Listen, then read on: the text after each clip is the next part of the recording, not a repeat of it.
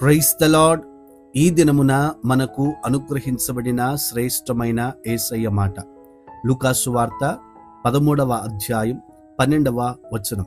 నీ బలహీనత నుండి విడుదల పొందియున్నావు. ప్రియమైన వారలారా, లూకా సువార్త 13వ అధ్యాయంలో యేసు 18 సంవత్సరాలుగా బలహీనత చేత వంగిపోయిన ఒక స్త్రీని చూశాడు.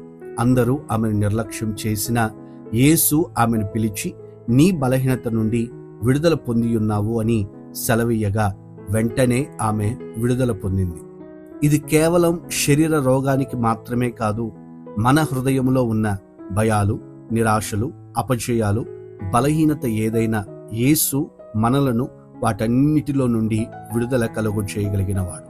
కొరింథీయులకు రాసినటువంటి 2వ పత్రిక 12వ అధ్యాయం 9వ వచనంలో ఇలా వ్రాయబడి ఉంది, నా బలహీనతలో నా శక్తి పరిపూర్ణమవుతుంది అని.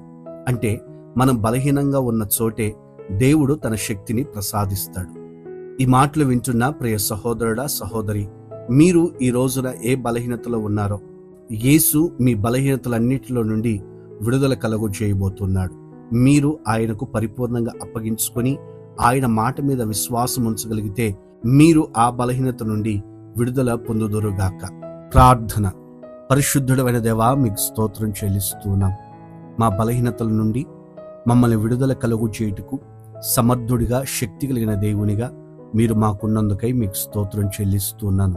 ఇదిగో ఈ మాటలు వింటున్నటువంటి వారందరి జీవితాలలో ఏ బలహీనత వారిని వెంబడిస్తూ ఉందో, ఏ బలహీనత చేత వారు కృంగిపోతూ ఉన్నారో ఆ బలహీనతలన్నిటిలో నుండి పరిపూర్ణమైన విడుదల కలుగునట్లుగా మీ సహాయమును అనుగ్రహించండి.